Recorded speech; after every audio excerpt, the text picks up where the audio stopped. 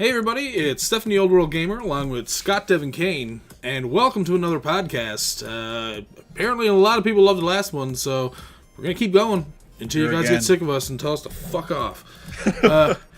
But as always, we're going to have this as a new... we're going to be adding new segments to the podcast as time allows for it. One of the things that we're going to be doing is bringing up one indie game developer who... is little known, not as well known as some of the bigger ones out there, who have a Kickstarter campaign for a game that looks, at least in our eyes, somewhat decent or good. So that's going to be one new segment that we're adding onto this podcast, but we're going to keep going with the same type of thing we did last time. Scott's going to go with his news, so give her. All right, so first things first, like I said before, I'm a big guy in the fighting game community. I really love fighting games. Mm-hmm. And Capcom released the new look and the first look of Bison for Street Fighter V. And I don't know if you've seen this new look for him, but he looks pretty awesome. It's obvious that the character has aged a little bit because that black hair that he got, it's not black anymore. He's an old man now. It's kind of weird though, because like for the Bison character, for those who know the character, they know that individual bodies are sometimes just like, oh, you're going to be a replacement for this body and then that body and blah blah blah and whatever. It's the psycho that's the whole thing, but it's kind of weird to me. Like it seems like the character, like the actual body he's in, has aged. So it's like, is he going to get to be like an old man at some point? Like, psycho wheelchair crusher or something like that. I don't know. Maybe they're doing it so that they're giving him a more refined, bad guy look. I mean, take a look at like Kingpin. Like he was he looked like a big fat bald dude. So I mean, oh wow, it's the Kingpin. Ooh, he's so scary. But then you find out that that's not fat. He can rip you apart, like literally with his hands if he wanted to. Right. So I mean, they're probably just refining his look and just making him into a more badass looking villain. Yeah, but yeah, we have the link to the trailer that he's revealed in below in the comments, the new look for Dictator is pretty good, and he looks like there's like a whole bunch of new moves he's got, like his EX, or what we're assuming are like EX moves, all look pretty cool, and like a brand new Psycho Crusher. I'm just gonna guess it's like a super combo or ultra combo or something like that. The new look. I mean, I've never really been like a huge Bison fan, because I'm a huge Cammy fan. So of course I hate Bison. Blah blah blah. I'm a Cammy fan as well. Taking over my girl. Yeah, fuck you. Cammy's best. But new Bison looks pretty good. If you haven't seen it, click the link below. Last week, we let you guys know that Nintendo is planning on doing the Nintendo World Championships, and they have let us know exactly how you can participate in the Nintendo World Championships. Most of you are going to be pretty pissed off. Here's why. May 30th, Best Buy.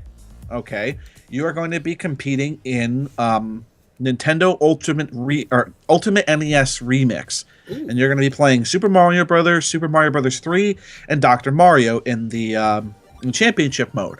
Okay, you don't even have to bring a 3DS or anything. They're going to, bring that stuff. They're going to have that stuff there for you. So, the people with the top score from those qualifiers will advance to the World Championships in Los Angeles. Now, here's the problem. There's only 8 stores in the United States that are doing it. So, let me interject right there. That pisses me the fuck off. That's not World Championships. That's Nintendo US Championships, okay? So fuck off the fucking World Championships name. That pisses me off. Like, we're here. There's the UK is huge. Japan is huge. Like, that's a kick in the nuts to all the other people in the world right now. And it's like, oh, and you're going to be able to play Mario Maker for the Wii U ahead of release. Oh, who gives a shit? There's only 8 places in the United States that are going to be doing this. Like, let me put it this way. I live in eastern Pennsylvania. The closest one to me is on Long Island in New York. For me, that's like a 3.5, 4-hour drive. There's no way I'm doing that. And it's New York. There's that many goddamn people there that there's no way that you're going to make it there in time to even get in the lineup the week before. How many people are going to be there? I mean, we're talking about Long Island or New York? Really? I mean, the participating cities are San Francisco, Torrance, California, Miami, Schaumburg, Illinois, Maple Grove, Minnesota, Long Island, New York, Dallas, Texas, and Tacoma, Washington. What are you going to do if you're in states like, say, Nevada, who the closest place you're going to have is San Francisco? Yeah. Really? What if you're in, like, South Carolina? The closest place you get to go is Miami? So unless you're in, like, these specific areas in the United States, you're not allowed to participate in this stuff unless you make an 8, 10, 12-hour drive to a Best Buy. 3 states away. Yeah, that's a pretty big piss off. Yeah, something's really not right with this. They honestly should do something like they did. They did this with Super Smash Bros. Brawl. When they were doing like the release tournament, they had like the tournaments in each of the GameStops that were, selling the game. And in those GameStops, you could participate in the tournament. You win that, you go to a regional tournament. You win the regional tournament, you go to the national tournament. It makes a little bit more sense that, like, every little store and be like, okay, there's a regional tournament. Like, say, here, you might go to Philadelphia. If you're in New York, you might go to New York City or something like that. At least each GameStop is going to have, like, a place where you can go to a regional tournament that's at least close, It just seems like Nintendo is doing the same thing that it's been doing since they started doing GameCube. Which is, they started taking these little baby steps and playing it safe and pissing people off in the whole process. And it just doesn't make sense with how big the gaming community is in the entire world as a whole. This is not something that people be like, oh, it's Nintendo World Championships, what the hell is that doing on TV? More than likely, most people are going to be like, great, the Nintendo World Championships. I hope I can get this on pay-per-view. But do you think I don't want to watch this crap that 8 people from like 8 random little small city, or well, not small city, but from 8 cities in the United States playing? That doesn't tell me they're the world champion for Nintendo.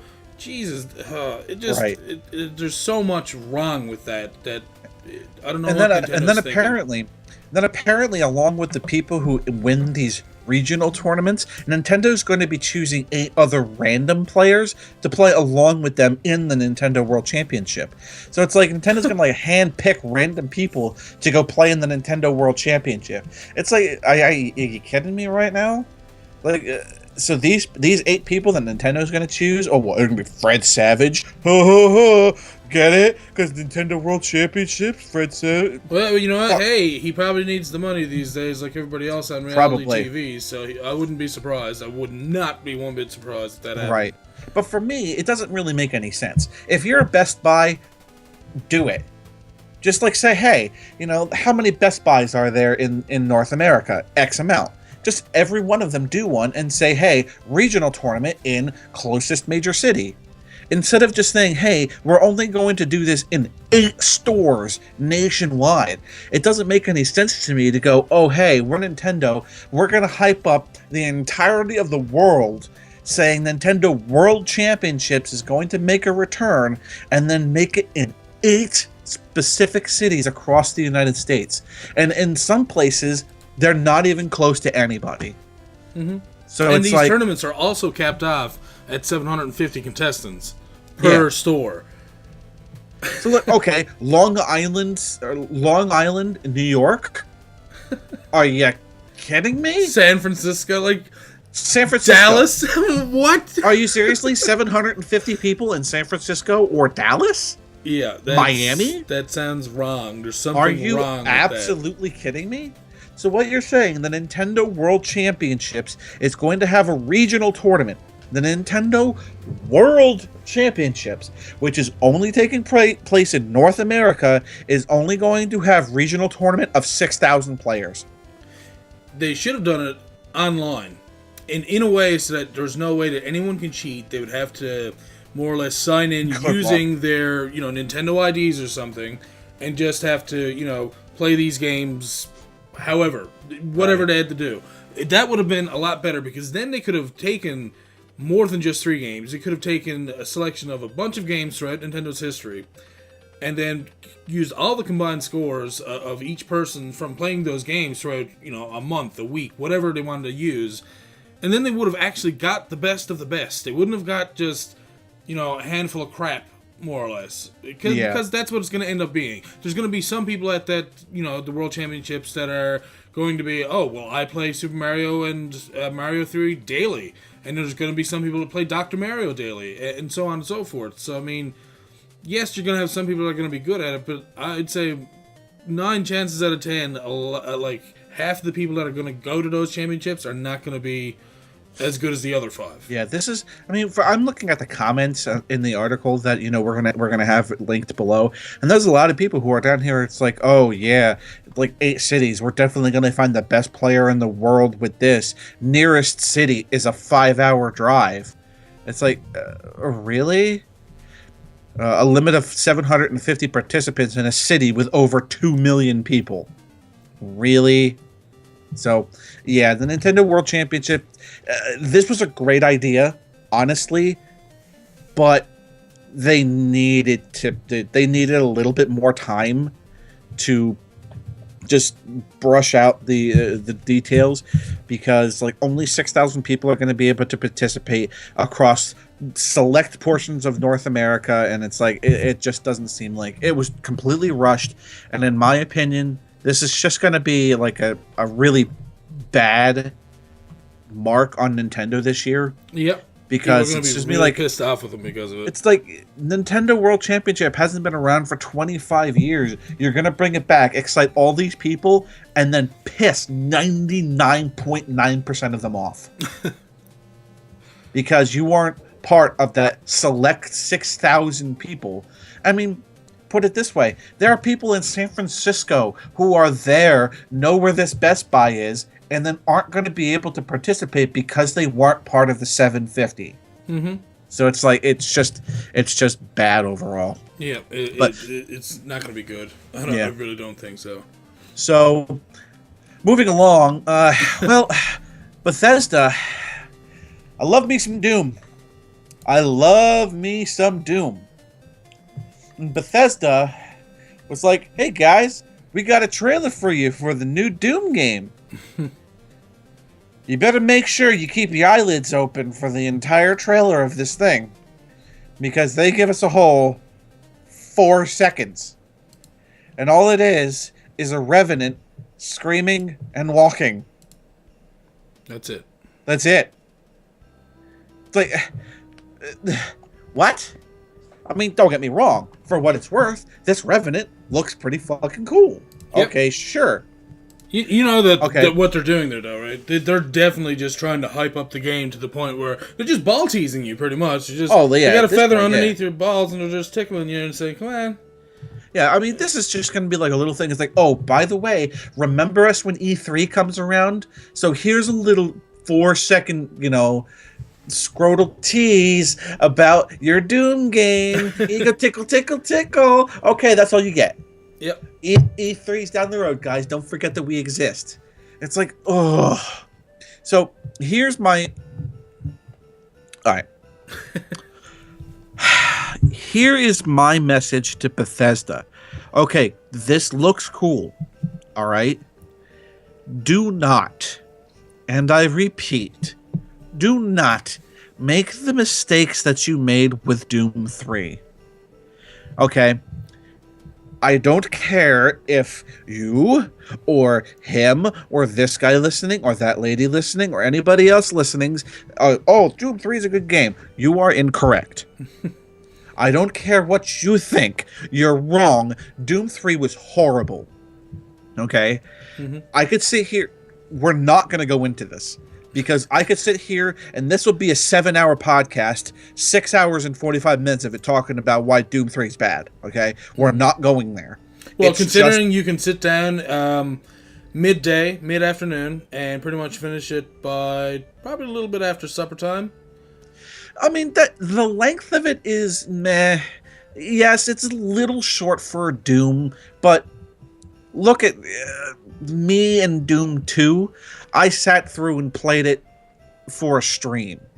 So it depends on how good you are at the game, because I finished the entirety of Doom 2 in one sitting. That's just me, though, because I'm a Doom fucking freak. Yeah, but that's fine. But I'm saying when you first put on a game, and you can finish it in one sitting, like in a couple of hours for your first time playing, then that probably tells you right then and there that it's not as good as its predecessors. I mean, the first time I played the original Doom, oh, wow. Yeah. So let's put it this way, okay? Make the game look good, yes. Mm-hmm. Go back to the roots of what made Doom good. Mm-hmm. Okay? Don't worry about trying to make this a goddamn Call of Duty clone, because I don't want a Call of Duty clone. If I wanted a Call of Duty clone, I'd play fucking Call of Duty.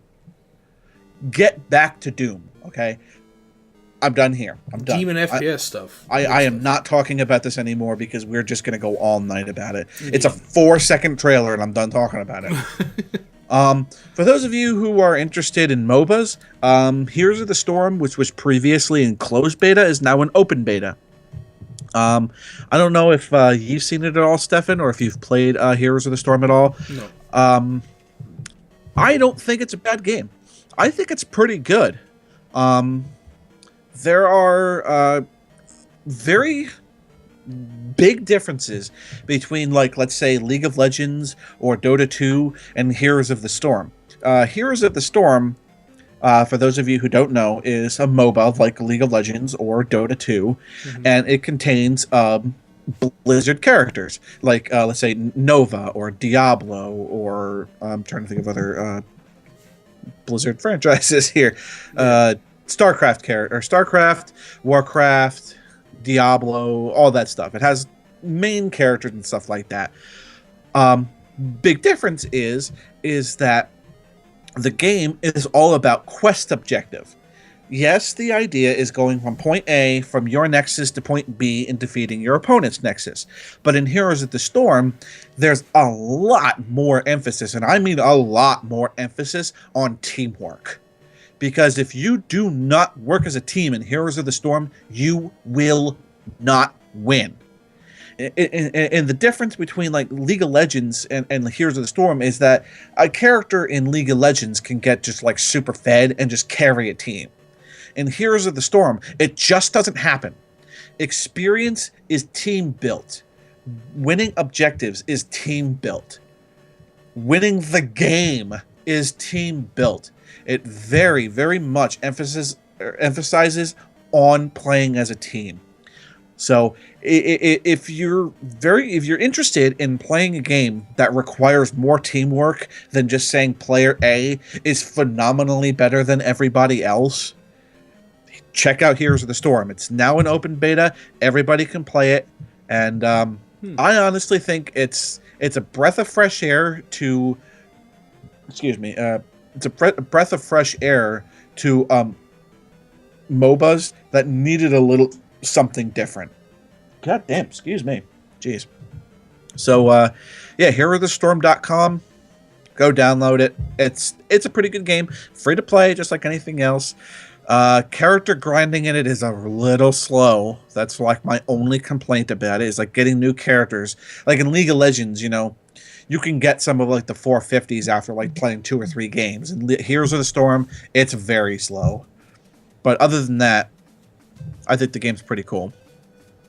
So Nintendo has released the new line of Amiibos, which contain Dr. Mario, Olimar, and Bowser Jr. Good luck getting your hands on them. Yeah. Good luck.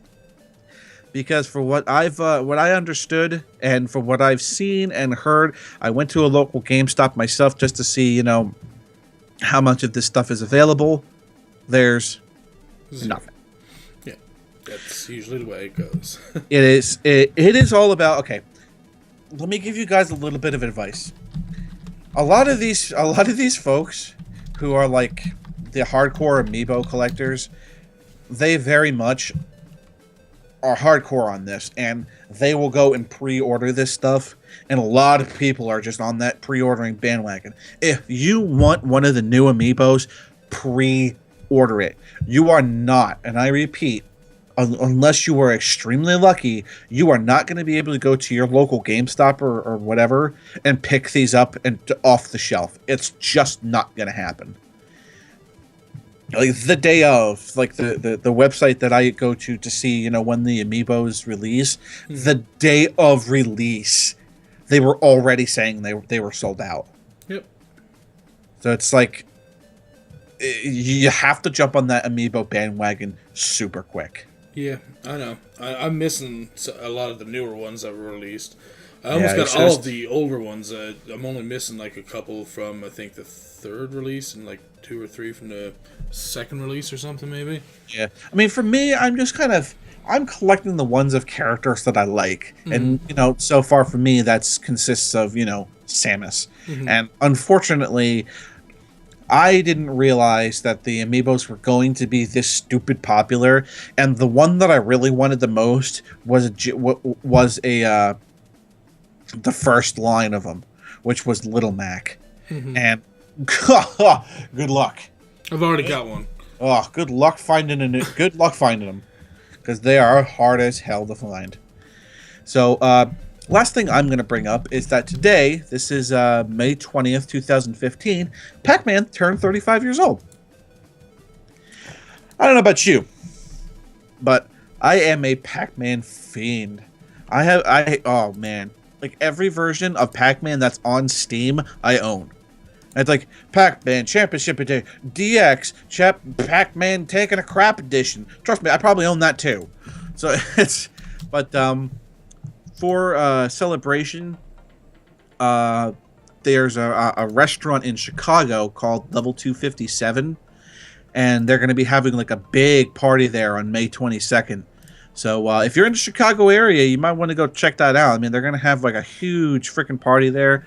You're going to be able to get free bowling and arcade games, and you're going to be able to play an unreleased mobile game for the new Adam Sandler movie Pixels, which, you know, Pac-Man's in. So if you're in the Chicago area, go, whatever. But yeah, 35 years old. I don't know if you've got any interesting stories of Pac-Man, but I remember... Actually, that was the very first game that I ever owned was Pac-Man. My mom got me one of these, I guess, Sears model Atari 2600, so it's like one of these small, light black models. And the only game that came with it was the derpy version of Pac-Man, which was for Atari. That version. Yes, so... That were like, the pills were like rectangles, and Pac-Man was like... Yes, so more or less, I was used to playing my games at the arcades because that's the only place I ever played these video games before. And so when I finally got the system, I was expecting, you know, Pac-Man. And now, mind you, at the time, Pac-Man was so huge that... I remember going to, like, my mom used to take me to this quote-unquote bar, but it was really, it was like a bar and a restaurant, so we'd go there and we'd always just get wings and some french fries or whatever, and that'd be it, and we'd go home. But sometimes they'd sit us at this cocktail table that had a Pac-Man game in it, and inside the Pac-Man game itself were a bunch of smaller, different games of Pac-Man, where you can be like Super Pac-Man and crap. Mm-hmm. So, I mean, I'm after seeing all these great Pac-Man games and thinking, oh, great, I'm going to be able to play this great Pac-Man. And then I get the 2600 version.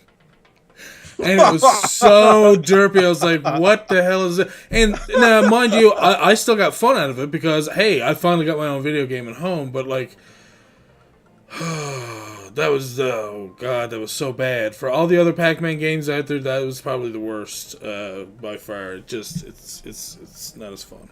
Yeah, for me and Pac-Man, man, I've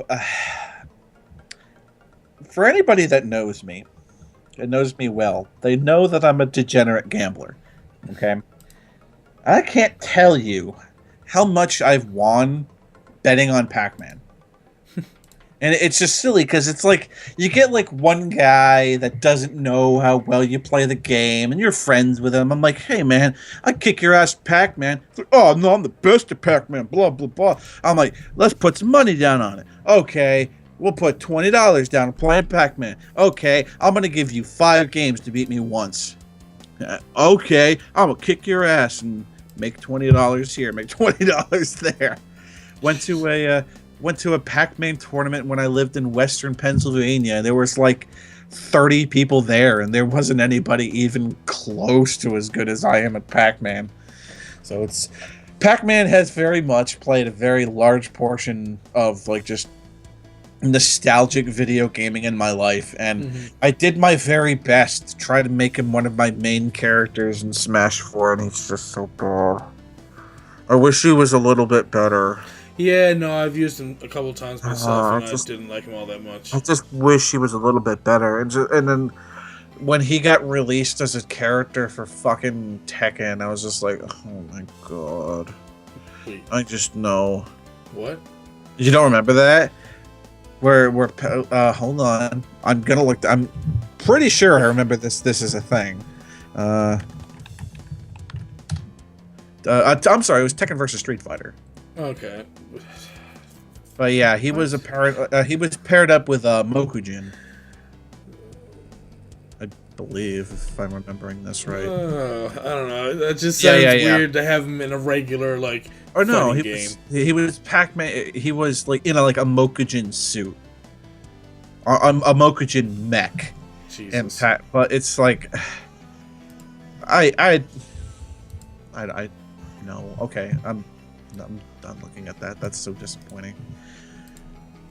But Pac-Man and Pac-Man Lite have been updated with classic theme user interface. So you can pick up that stuff for like less than $10, and it's got like a new look to it. So, Pac-Man, go play some Pac-Man. So, that's it from my news. On to you, Stefan. Thanks. So the first thing that I'm going to get to is the Kickstarter segment here for one of the lesser-known indie developers. I met him through, I went to a stream for Kurt J. Mac, and he mentioned that one of the guys he used to know, he changed his name to Games Plus James on YouTube. And anyways, apparently he started making his own video game, indie game called Portalnauts. So, there's obviously going to be a link to the Kickstarter in the description, but it looks a lot like... I want to say like Contra. Kind of like... It's like... It reminds me of one of the PC games, like Commander Keen or something, a little bit. Yeah, something like that. But it kind of reminded me of like... man, even Starbound. Kind of like Star... It's like got the Starbound-y kind of graphics, but... Mm-hmm. But instead of being it's more like almost cartoon, like drawn. Right. Yeah. Yeah. But this game actually looks pretty cool. Indeed. Like for me, you get this Contra feel to it, and I guess the idea of the game is that you're going to be able to switch between two different characters who have two different different abilities, and you have to switch between character A and character B to be able to progress through like these Contra-esque levels. Mm-hmm. I mean, they're not like Contra-esque. It's kind of more. It's platformy. Yeah, so it looks very much like Contra meets a platforming game. Yeah, and it's all 2D, so I mean, it's obviously implies 3D, characters or whatever, but it's still in 2D. It's only a flat surface. You don't have to go on any different axes in order to play the game or anything. But it feels like I said, a very 90s kind of game. Yeah, it looks pretty. It looks really awesome. Yeah, and their Kickstarter is brand new. It just started, and the great thing about this Kickstarter is they give you a demo for it. Mm-hmm. So there's absolutely no reason to go, oh, I don't know what this game's going to be like. Go and download the demo and try the game. If you like it, donate a couple bucks to him. Exactly, and he's not even looking for all that much in order to no, he's looking for $14,000. Yep. And I honestly think that's reasonable for a game that it's not going to be super graphic intense, but I feel that this game, the way that it looks, I feel that it's going to have very stellar gameplay, and I think that's more important than how the game looks. Mm-hmm. Is if it plays well. Yeah, and the way it looks, it's going to be one of those cult following kind of games too. Anyways, like I said, like Commander Keen. I mean, a lot of people either you played the shit out of Commander Keen or you didn't play it at all. That's the way I usually viewed those kind of PC games. And this looks like one of those types of games where it's either you're going to play the crap out of it or you're never going to hear of it. So hopefully we're helping him out by directing you guys towards his Kickstarter. Play the demo if you do like it. I mean, hey, if it's only $1 is better than zero. So look at it that way. So there you go. So the next topic that we have here is, I'm sure everyone's probably sick and tired of hearing of the game already, but The Witcher 3 was recently released. I think it was just yesterday. And, well, obviously people were playing it long before then because, well, you have people at EB and other game stores who get the game several days or even several weeks earlier, and they play it and sell the games for like twice the price. It's bad. Anyways, one of the things that I was looking at some of the, because I have a general interest in the game. It looks like it's going to be a lot of fun.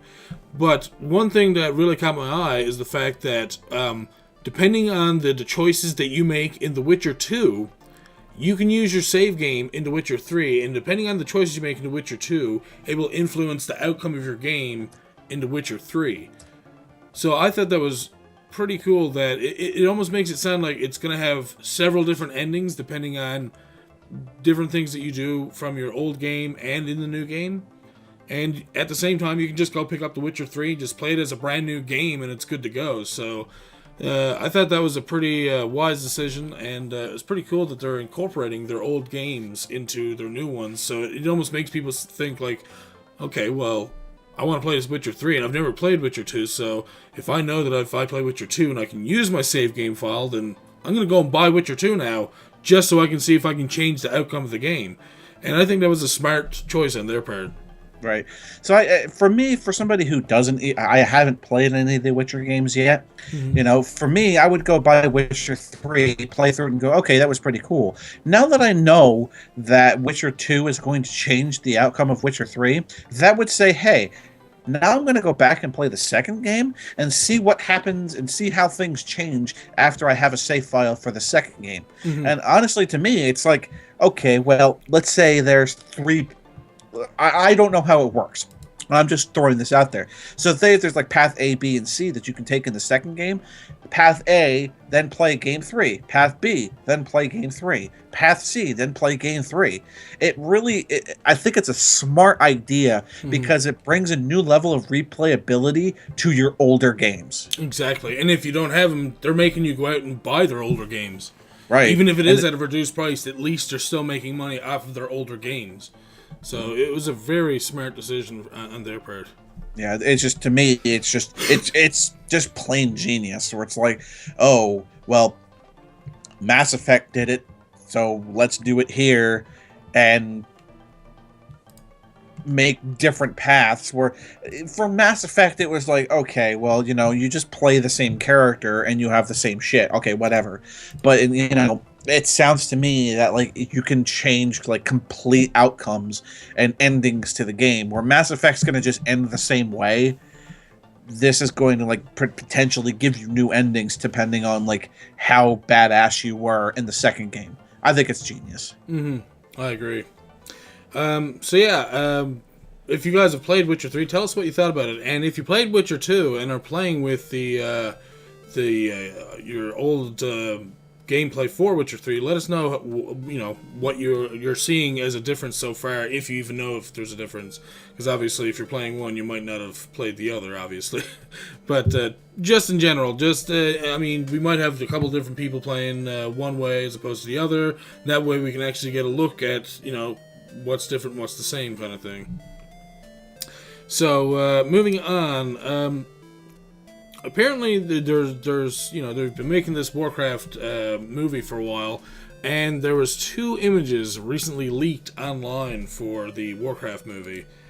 And okay, from what I can see, if this is just CGI, which it does look like it's just CGI, it looks really good. I haven't clicked on this yet. Okay. Because I wanted to, when you said that this is what we were going to talk about, I wanted to like save this, looking at it now, So this is Doomhammer, apparently. Oh, wow. Yeah. Holy shit. It looks so good. Like, the second picture, I think, is like a close-up CGI picture. It looks like it's an actual orc. Like, it's pretty crazy. Holy hell. Yeah. Oh, man. I honestly hope that, like, this Warcraft movie that they're doing isn't like what they said it was going to be before. Like, for what I was to understand, like, the Warcraft movie was going to be some sort of, like, lame-ass love story or something like that. Yeah. If this is what Doomhammer's going to look like, glory for the goddamn Horde. I mean, jeez. I mean, let me rephrase that. I was a Horde player, so... But still, these images look really, really, really good. So hopefully, like, the whole movie looks this way, because if it does, it's going to be fantastic. Yeah, I can't wait to see what other characters are going to look like. Yeah, it does look really good. It's just a lot of detail. Yeah, right? Like, tons of detail. I mean, it's like... And in the first picture, the lighting and shading looks really, like, immaculate there. Like, yeah, it looks real life. It really does. Yeah. Cannot wait for that. What'd they say this is going to be? March of 2016. Mark your calendars, folks, because this looks pretty good. Less than a year. That's not bad, yeah. Yep. I'm looking forward to that. It looks like it's going to be good. Yep. Okay, so the next thing that's on the agenda is... two virtual reality headsets. The first one being the Project Morpheus by Sony, which it's kind of cool, man. But it looks kind of dorky because it's like a headband with the Virtual Boy visor soldered onto it, more or less, with a PlayStation logo. You look like Cyclops, for fuck's sakes. Yeah, except like Cyclops got stung by a bee, and he was like deathly allergic, and his one eye frame thing of his suit swolled up that big. Like, that's what it looks like. It's ridiculous. Whatever. VR is going to be a thing. This is going to be stuff that we're going to get in the future. It's going to be readily available. But good lord. The look of this one is just who is the engineer behind this and said, yep, this is a good design. And then the people behind them saying, yeah, that is a good design. We know what we're talking about. Because, I can see that breaking so easily. What's God, that? Yes. The haps and the snap there on the visor that connects it to the main piece for your eyes is broken. We'll send it to Sony, and for $120 more, we'll just send it back to you fixed. Yeah. I can see how this stuff is going to be made of the same plastic that Turtle Beach uses for their fucking headsets. Jesus. If it is, that's bad. That's just bad. It looks interesting. I mean, the whole idea of another VR thing, but this design just looks so horrifically terrible. It looks really bad. I got nothing else. I really have nothing else I can possibly say. It just looks terrible. And like, I don't know how much this can adjust for a head, but I've seen people out there with some pretty big heads, and this thing doesn't look like it's going to be able to. I'm telling you, it's going to break. It's going to break. No problem. It's just... I don't doubt the device itself being excellent. It's just how it's going to be resting on your head is a bit ridiculous. Yeah. And for it to be able to, like, move... Like, you could see, like, a little thing below it says super low latency. Okay, yeah. If the thing is, like, vacuum sealed to your fucking forehead, maybe. But for it to be at least comfortable enough to wear... You're going to have to, if you're going to be in VR, you got to be able to move. So this thing looks like it just plops over the top of your head. So what if something happens to your left that you quickly look over to? This thing's going to fly off your fucking forehead. Yeah. It's just going to woo, bye, see you later. So, that being said, we also have another one here called the Nirvana virtual reality headset, which... The look and design of it is almost like, well, you guys can probably see it on the video there, but it's like a motorcycle helmet almost, and that's the smarter way of building it, for the fact that now you have your headset built in, you can have a microphone built in, it's over your face, it's comfortably resting there, you don't have to worry, you don't have to make it, out of, anything that's super tough or anything, because it doesn't look like it's something that's just going to just jump off your head anytime soon. Like, it actually looks like it's a well-made device. I can't really argue too much. I mean, honestly, these things look like the fucking helmets in Tron, and yep. Tron's pretty awesome, folks. So, yeah. As long as it's not going to be anything like the one that Google's working on. It's an ocular device that, Microsoft. The one that Microsoft is working on. Apparently, the only virtualization that is going to be included in that one is only this little tiny panel. So you got this big screen in front of you, but only the little panel in the middle of the screen is going to work as your HUD. So everything will seem like it's the HoloLens. There you go. So it'll look like everything's holographic, but only within that little rectangle. So I think it's going to break the immersion factor a lot if that's the case. Now that's only what I've seen from the few things. But this thing is, like I said, totally immersive. Like, it can probably have sound dampening to it. Like, it probably has a part that maybe goes around the bottom part of your neck that's almost like an elastic material, so that way, like, if it wanted to, it's trying to cut off as much sound from the outside coming from the inside, so that way you're actually immersed and feel like you're in a whole new environment. Now, I don't know if you clicked on the pre-order thing for these things. They're a little expensive. They're at base $500 a piece. But if you pre-order a mask or a helmet, you get this little thing that you can plug into this that is going to simulate smell. Oh, what? I did not see it. Yes. Oh, what? And get a set of 7 basic smells for free. What? That is interesting. And did you see the other part where if you fold up part of the helmet, a smartphone goes in there? Yeah. Wait, is that what they're using as part of the viewing?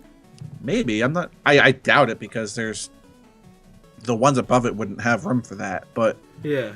But still, I mean, adding smell. That's pretty crazy. Oh, you can have like bacon. So they're I'm gonna play Cooking Mama and really get into this shit. Oh, well, I mean, think about it. If you were in Skyrim, you could like have wood smoke, or like maybe the smell of I don't know. So their basic smells are jungle, burning rubber, flowers, ocean, fire, gunpowder, and aphrodisiacs. Aphrodisiacs. What? So now what they have. Mean? Hold on. Let me find this. They don't explain, but okay. But they have other smells like coffee, underground, sea, flowers, rain, meat, brandy, car leather, a field, strawberries, cookies, cinnamon, citrus, hay grass, and perfume. Wow. Jesus. Okay, so are we serious right now? I would buy one of these. When Oculus Rift was coming out for like when it first came out, and it was like over $1,000 for it. I was totally up for like saving the money to buy one of them. This thing is less than the Oculus was when it first came out, and if it comes with all this other crap, like this, I mean, seriously, simulating smell. Like I said, I mean, you're playing Skyrim. You're heading into a forest. Now you can smell the forest. You're coming into someone's house. You can smell the fire. You're near the ocean. You smell the ocean. Like, that would be incredible. Okay, so you could like load up one of these cartridges with meat, aphrodisiacs, and perfume, and get your virtual reality steak and a blowjob day.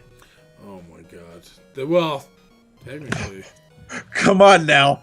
As long as your significant other is into it, I mean, you could totally do that and be like, okay, when I wave my finger like this, go right to town. You are gonna be somebody else. Yeah, I'll see somebody else, but it'll feel great. Jesus. Okay, I'm done. because I got so many stupid ideas from that order form right there. Oh man, but that's cookies? Who told you could eat my cookies? Yeah, no, that is really crazy. Put down the cookie now. Okay, so yeah, I would definitely get one of those at some point in time. Looks pretty cool. I thought the Oculus was something I wanted. No, I want one of these. That's what I want. Okay, moving on. One of the we only got a couple more things left here to go through. Another Kickstarter here for a game called Umbra for the PC and Linux, and this is an open world, free progression hack and slash game. So, and this guy again, not looking for a terrible amount. He's already got this is Solarfall Games. They're looking for 225,000. They still have 24 days to go, and they're up to 139,000. So they're doing quite well for themselves. But the game itself looks amazing and sounds like it's going to be amazing. Yeah, I mean, for the very little bit of it that I looked at through the movie, I only looked like a very small portion of the movie. Mm-hmm. To me, it kind of looks like Diablo meets Gauntlet. Yeah, and I mean, the game features a unique mechanic called Apocalyptic Form, which allows players to shape-shift into highly customized character. Mm-hmm. So you're free to mold your character thanks to a deep and rich customization system. So it's like saying, like, oh, here's you haven't even seen my final form. And everybody's final form can be different. Nice. I think that's pretty cool. I think that's pretty awesome. Something else that I seen there was that apparently you have to pay attention to the story and scenario that's going on in order to find and unlock secret areas in the game. Meaning, people are being more or less forced to have to pay attention to their story in order to progress and to get better rewards. I think that's genius, just because then people will actually gain a better love for the game because they're understanding the game and understanding what they're doing and what's going on. And I'm not saying that not every person does that, like just ignores the story or anything, but I find it a lot in MMOs especially, that people just, okay, I'm this character, give me my things, let's go. Yeah, okay, I don't care what's going on, let me know what kind of thing I have to go and pick up and bring back to you. and a lot of people are like that, I find, with MMOs. But with some of those MMOs, there's a lot of great story behind them, and I think that's something that I hope that's something that gaming's not losing. I don't want to lose the story of gaming. If people online want to just, kill each other over and over again, like Call of Duty, I'm sorry, there's not really much in regards to a story for that. You're basically just shooting each other over and over again. I'm sorry, but that's what it is. Pretty much. You can't argue that. There's no story. And I'm not saying that FPSs are lots of fun. Look at GoldenEye. But that had a movie. It still had a story behind it. But it was still a successful and very fun FPS. But anyways, that's besides the point. Umbra, it looks like a very fantastic game. Really good. They have a big story behind it. It looks like the artwork for it is amazing. I would say comparable easily to some of the stuff that I remember seeing from Guild Wars when it was first starting out. And they had a big team of artists with them. So, I mean, this is an indie developer, which means they probably don't have a massive team by any means. But by what I've seen, it's a team of 3 guys. So, I mean, if this is the art that they're coming out with for this game, like... Oh, I'm sorry, there's a couple more. Okay, well, either way, it looks amazing. It really does. It looks absolutely fantastic. It looks like it's about a team of 8 people by what I'm looking at. But I mean, everything they have, like, a lot of, like, their pledge tiers are very close together. Yeah. So there's a lot of things that you can pledge towards. There's like a $20 tier, $30 tier, $40 tier. So and each tier gets you like something interesting. It's not just like, here's one little. Here's one little piece of candy and another little piece of candy and blah blah blah. There's things worth pledging for. Indeed. You know, like the $15 one is you get your digital copy and your Steam copy. The $20 you get the soundtrack. At $25 you get the beta. And the reason why this looks so good is because they're using the Cry engine.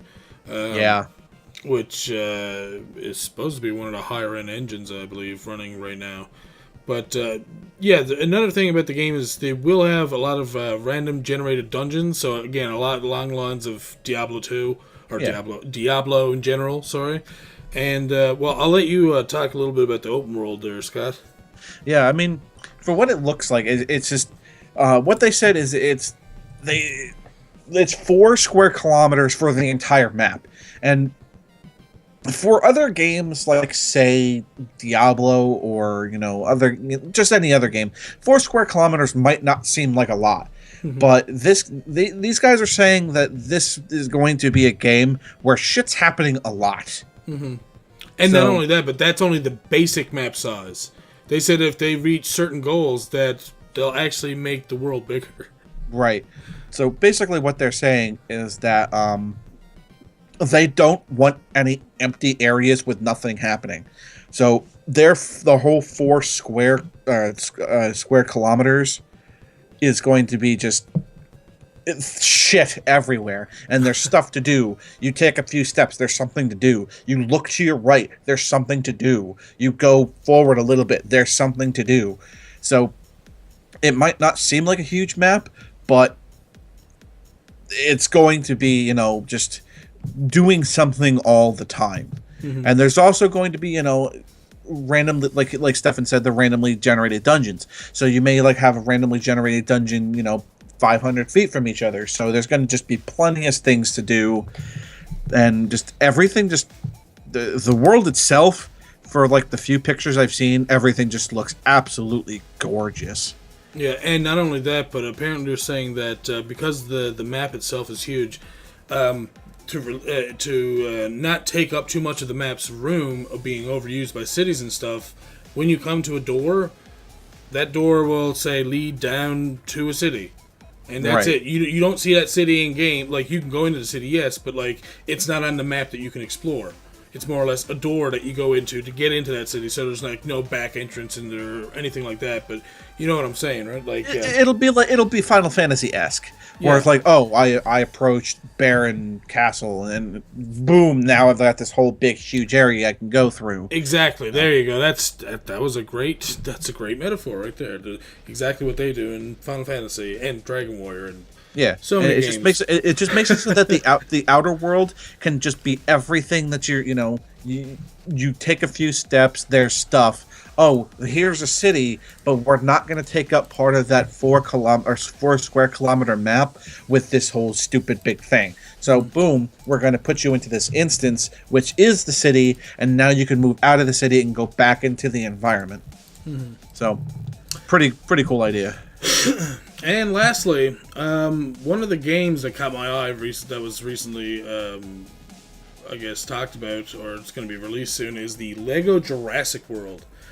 And the only thing that I'm worried about is the fact that I don't want it to be another Hobbit. That being said, here's what happened. My girlfriend Robin, she was playing on the Wii U. We got the Lego The Hobbit. So we got up to the part where, where the second movie is just about to end, and Smough just, breaks out of Erebor, just goes down towards the fucking, town down there. So, okay, that's happening. Then all of a sudden, the credits start rolling. And I'm like, I look around, and I'm like, so I guess the next part will start now. Well, she's like, what? And I'm just like, this has happened before, after the first part was over. She's like, no. And I'm like, wait, you mean it's over? And sure enough, it was over. Now, don't get me wrong. Same thing I was saying to Scott earlier was that the game itself has lots to do in it. There's plenty for you to do in the game itself, but why would you do that? Not only that, but they were like, oh, well, don't worry about it, because after the movie's released, we're going to give you DLC so you can finish the game. Same as the movie. Since the movie's been released, they decided they're not going to release a DLC for it. So now I'm just like, wait, you gave me a half-baked game. What the fuck? Yeah. We went over this on another podcast about making games and then releasing DLC for it and just little bits at a time. Mm-hmm. If you guys haven't seen that podcast, it was between me, OWG, Gene Firewind, and Queasy. Yes. Go back and watch that one because we went on that topic for about a half hour. Which then made me worry that, okay, the rest of the game better not be on the disc or in the package that we downloaded, and it's just sitting there saying, oh, well, you can't use me because, you know, Nintendo or whoever the owners of this specific game were, you know, they're not going to let you use it. And that's just going to sit there taking up room but not being used. So that's the only thing that I'm worried about with Jurassic World. I'm hoping that if you're going to release it, make sure it's the full thing. And what they're saying is that, you know, you can play as dinosaurs, you can play as people, you play through all 4 of the movies, apparently. Like, if it's anything like the Hobbit games, it's going to be fantastic. Like, there'll be lots to do. It'll be a lot of fun. It looks beautiful. The lighting and shading that they use in these Lego games, they keep getting better and better and better. Because I guess it's more along the lines of just straight up almost CGI kind of thing. But, like, it just looks so amazing, and I'm just hoping that they're not going to screw it up by doing the same thing they did with The Hobbit. Yeah. I mean, let the movie release first, please. Yeah, right? Please. Then put out the game. Because anybody who knows anything about video games is that when the game gets released first, the movie's horrible. And that is fact. Yeah, because that is not opinion. That's not opinion. This is just history. This is just plain old video game history. Whenever the game comes out first, the movie's horrible. Because you have a certain way of looking at the game, and then if the movie's not like the game, you're like, well, you're not staying true to the game. And which is exactly true. I mean, Mario, Double Dragon. Yeah, well, we could go into that, but yeah, seriously, just let the movie release first. Don't put the game out first, especially, you know, don't get me wrong, the Lego games have all been like really good and good sellers, and they've been all really good games, you know, and I don't expect Lego Jurassic World to be any different. Just be careful with the order that you do these in, because history. 2, don't ruin Jurassic World for me. Because trust me, I want to see this movie. Mm-hmm. Oh yeah, I know. So do I. So I guess we're going to get to the main part of the podcast, which is our topic for this week's podcast, which is what makes an LP worth watching, and that includes, you know, the quality, the commentary, the game itself, etc., etc. And that's going to be just obviously mainly opinion, and I guess using as many facts as we can with quality towards video and audio and stuff like that. But I mean, if you don't like someone's commentary for a certain reason, that's just opinion. So again, keep that in mind. So people out there, anyone who watches or listens, don't shit your pants. There's a game for that. What? No, there's a game called Don't Shit Your Pants. Give me just a moment. I like done a playthrough of that for like my 200 subscriber special or something like that. It's actually called Don't Shit Your Pants. It was made by the same people, Cellar Door, I think it was. Oh, yeah. Okay, yeah. All right. I remember now. Okay.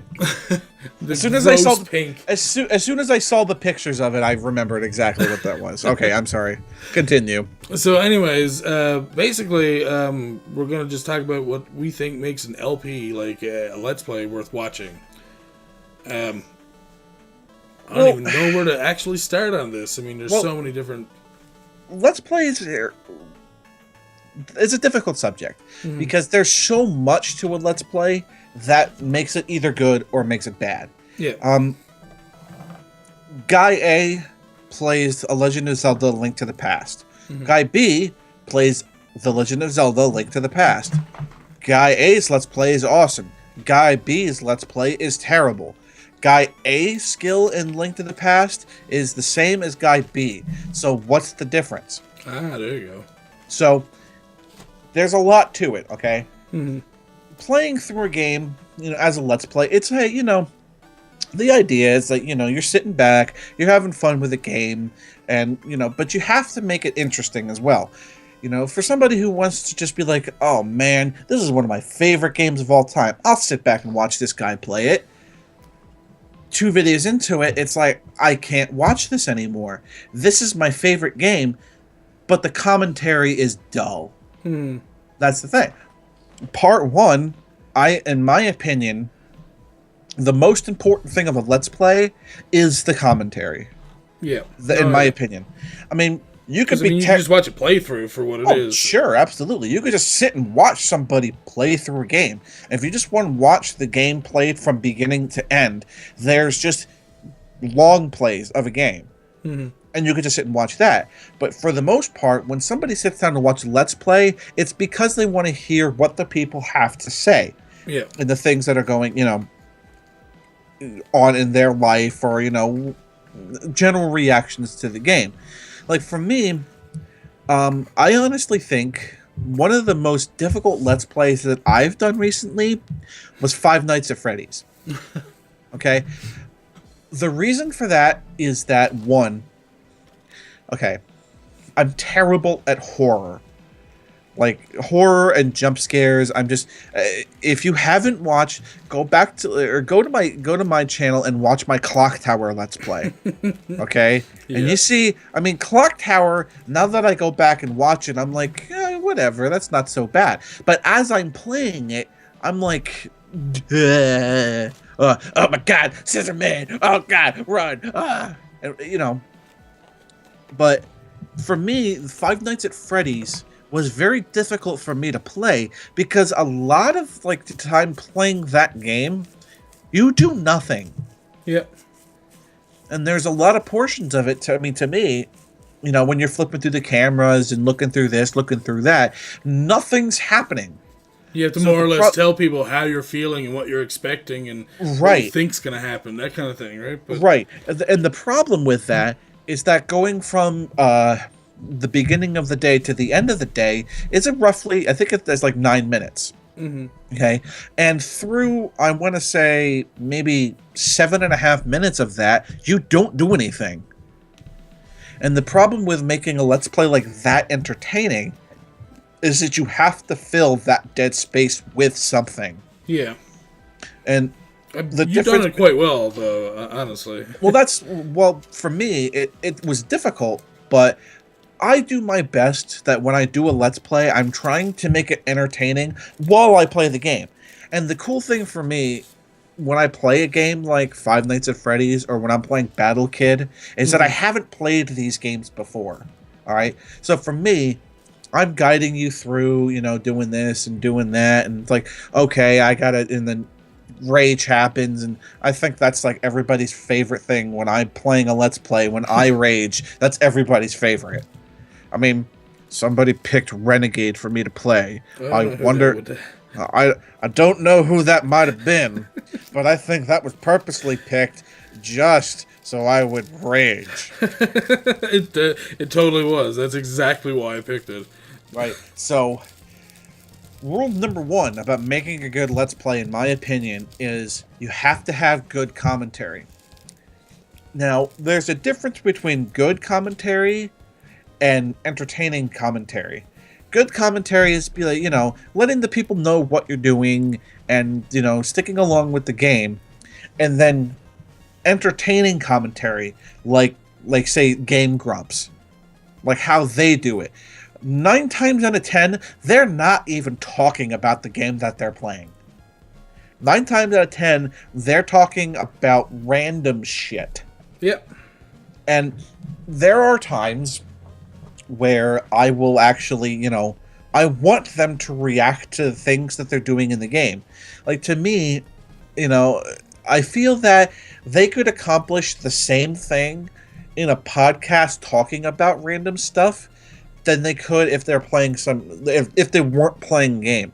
Yeah. Like right now, I'm watching them play, they're doing Castlevania Symphony of the Night, and we talked about that on last week's podcast, that Symphony of the Night is one of my favorite games. Mm-hmm. And I'm having a really hard time watching them play it because they're bad at the game. Okay? Mm-hmm. Part number 2 of doing a Let's Play is you gotta try not to be fucking terrible. Yeah. Okay? I mean, I understand. If a game's really hard, a game's really hard. Yeah. I mean... That's probably the reason why you're playing it to begin with. This is why I'm playing Battle Kid. Because I'm fucking horrible at this game. But Battle Kid is meant to make you look horrible.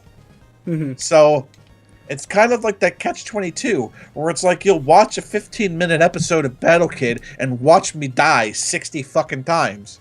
But it's still entertaining because it's Battle Kid, and this is what this game is meant to do. Make you die 60 times and get pissed off at everything. Yeah. So, but then there are other, like, Let's Plays where it's like, okay, I'm watching this guy play... Okay, watching the guy play A Link to the Past and watching him die 700 times. It's like, this isn't really entertaining because he's not getting anywhere. Mm-hmm. So... And not only that, but if you're not good at a game, throwing in swearing words like the AVGN, that doesn't make your commentary good. That just makes it worse. It just makes it look like you're trying, obviously, very hard to try and be someone that you're not. Don't do that. Like, just be yourself. Yeah. Like, it's like, I mean, if the game is too difficult for you to complete, you know, either just move on to something different, or just don't release it at all. Yeah, I mean, trust me, you have no idea how many Let's Plays that I've started and then just trashed because I just didn't like the way that, 1, I was playing, or 2, my commentary. Where I'll go through and edit some stuff and, like, watch it and listen, and I'm like, wow, I'm boring as fuck. Or, wow, I'm really bad at this game. Maybe I really shouldn't release this because, 1, this isn't going to be entertaining to watch, or 2, this isn't going to be entertaining to listen to. Mm-hmm. You know, you have to have a little bit of combination of both.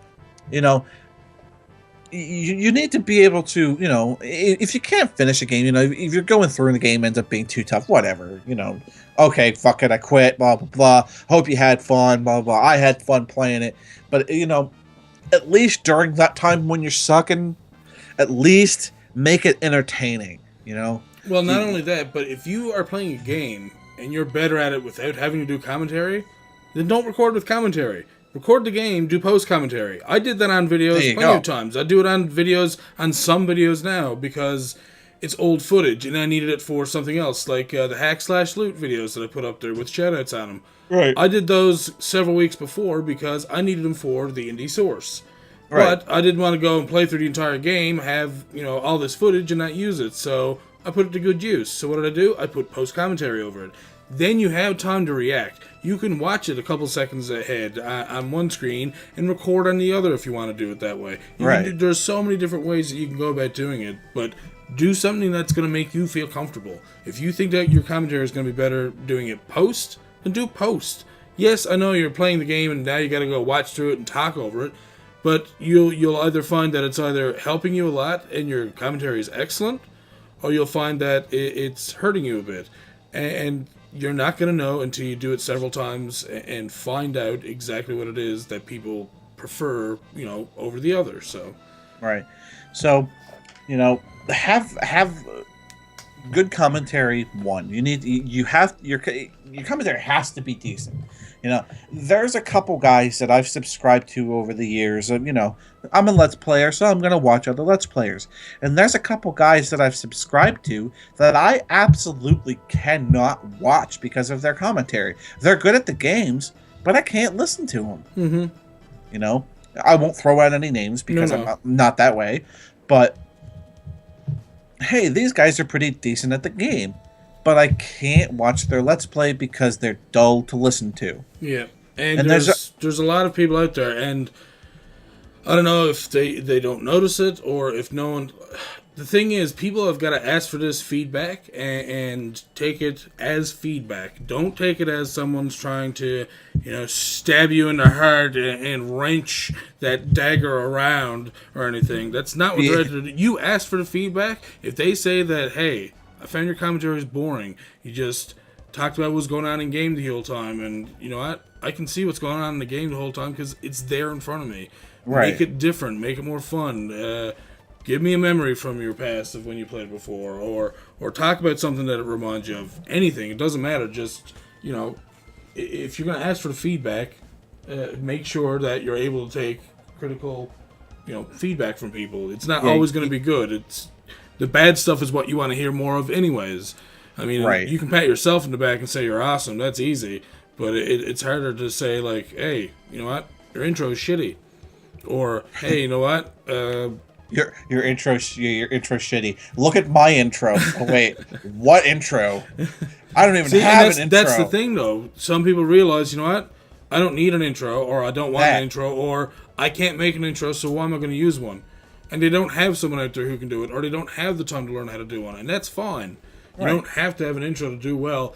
Someone like myself, I got lucky. I had a guy who made a song for me. You can't get any better than that. And that was just because it was a friend. It wasn't like I went out and bought it or anything. And that old world gamer plays a lot of fucking games. I do. I play him night and day. I play my life away. But that's another thing. It's like I've talked to a few people, had a few private conversations about their LPs and whatnot. And again, not throwing out any names, not present company not included, but. They're like, how do you like this and blah, blah, blah. And I'm, and just like the special effects that they do in movies and stuff like that. And in my opinion, I don't think it's necessary. It enhances the video, sure. But if you're more worried about, making your video spin or throwing out special words and crap like that or anything like that, you got to make sure that the basis of the video is entertaining before you do all of that stuff. Yes, it does make it look nicer. And learning how to do that stuff will make your videos more, entertaining to watch. Mm-hmm. But I don't think it's necessary. Yeah, not all the time. I mean, a lot of times effects are only useful in certain places. Like for Let's Play, there's very few places that effects are worth doing. Fade-ins, that's pretty much the only effects you really need for Let's Play. You don't need to have a 3D flippity-flappy thing that's flying in from the left top corner and comes in, zooms in perfectly in the center. That's not necessary, Yeah. I'm pretty sure if I go back through like my entire oops, that's not what I meant to do. I go back through my entire channel and look through all of my videos. Mm-hmm. I don't think that I used very many special effects on very many of them at all. I mean, there was one series that I used that I don't even know if I released it or not. It was the what the hell's the name? The Bucky O'Hare when I did it, where at the bottom of the screen I had the death count. Oh yeah. But because I died on that game so many times that I was just like, what would be funny if I just sat there and counted the number of times that I died. And, oh my god, post-production on that was just such a pain in the ass. But to me, I felt like it gave that video gave those videos that little bit extra that's like, oh, this is funny. Okay, so let's just keep track of how many times I died during this incredibly terrible fucking game. Yeah. But I know. Some of that stuff works well. Like death counters actually do work well, especially in games that are hard. Right. But, I mean, like there's some people that how do you find aspect ratio? How much does that bother you? Like, say if you're playing a Nintendo game and you stretch it out on the screen. It honestly depends on the game. I mean, to me, most times I don't care. But for games like platformers, I kind of do. Mm-hmm. It depends on the game. Yeah. It honestly depends on the game. Okay. But for the most part, not really. I mean, it's personal preference. If a game looks good, stretched out, stretch it out. If it doesn't, don't. Like, clearly a game like Contra, stretched out, doesn't look good. Yeah. You know? But a game like Super Mario Brothers, where the screen's going to stay with you, and the stuff going, you know, ahead and off the screen doesn't matter, and where games like Contra, it does. Yeah. Yeah. Or like, you know, in Contra, where you have, like, the 3D parts, where you're shooting away from the screen. Oh, yeah. That would look terrible. Yeah. So, honestly, it really just does depend on the game. Okay. No, because I was going to say, a lot of people tend to use borders and stuff, which are fine, especially for when you're just doing it so you want to keep aspect ratio. But right. If you're playing a game that's in 16:9 and YouTube is 16:9, you don't need to put borders on that. There's no reason why you need borders on that whatsoever. Now, unless again you're doing something special now I know mine's not 16:9 anyways, but Pirates. But I'm doing a shoutout there, or no, not on that one, the hack/loot. But I'm doing a shoutout on that one, and I'm also totally different. How much it's on Steam, stuff like that, or like I said, if you had a death counter there, fine. But I mean, if you're not having anything special there and you're doing a full screen video, you don't need to have borders on that. That's not helping. At least it's actually more distracting from the video than I find. Yeah, I mean, like I said, to me, it depends on the game, and it depends on it depends on the quality of your video. I mean, like a 360p video stretched out is just going to look like garbage. Thank you. In my opinion. So, but yeah, it's not like I'm just going to rehash, you know, the stuff I was saying before. It's mostly the commentary. It's a good LP. 99 times out of 100 is going to be about the commentary. Mm-hmm. And you have to make sure, like, number one, I mean, not to talk the entire time, but do your very best to not leave dead air. Which is not. I mean, it happens. Mm-hmm. There are certain times where dead air just happens. For my Battle Kit episodes, I leave dead air in certain places on purpose because it just adds to the effect of, oh, I just did this. Yeah, I'm kicking ass, blah, blah, blah. Oh, yeah, here's the next checkpoint. Die. Yeah, I know. It's like that whole, like, motherfucker. Like, that whole couple seconds where you can, like, as a viewer, you hear nothing, but you can feel how angry I'm getting. Yeah, oh yeah. Because sometimes in games like that, just saying nothing says everything. Yeah.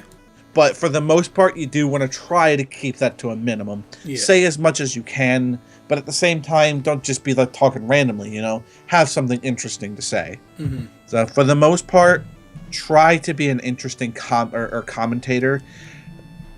Your gameplay is secondary. I mean, I understand that they're called Let's Plays, but for Jeez Louise, I'm sorry. I understand that they're called Let's Plays, but for the most part, you are there to listen to the people talk. Yeah, pretty much. I mean, actually, thinking about it now, Let's Play should be done on a stream, if you think about it. Because if you think of the title of it, Let's Play, you mean as assuming, okay, let us play. Let's both of us play this game. So it's you, the person who's playing, plus your viewers. Right. So I mean, you're not really playing together if it's on a video. Which, if you're doing it at a stream, you can actually say, like, if you were playing an RPG and you had to make a decision about something, you could ask people, like, "Hey, what should I do?" And, you know, then it's more actually like a let's. I never even thought about that until now. That's kind of funny. I think it's just because, like, whoever was doing them first, like, just called them that, and then the community just generally accepted that that's what these things are called. Oh yeah, no, I'm not saying it's a bad name for it or anything. It's just that streaming would make actually more sense. Anyways. So, that's pretty much it for the podcast. I hope you guys got something out of that, whether it's the news helped you, or, you know, maybe you're going to go and find a new indie game to support, or maybe we were able to help you with your Let's Plays and stuff. Either way, I hope you took something away from the podcast.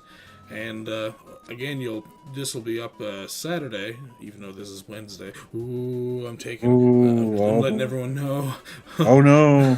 But yeah, thanks for watching, guys. If you haven't already done so, make sure you subscribe to this channel and my channel as well. Will also be in the description.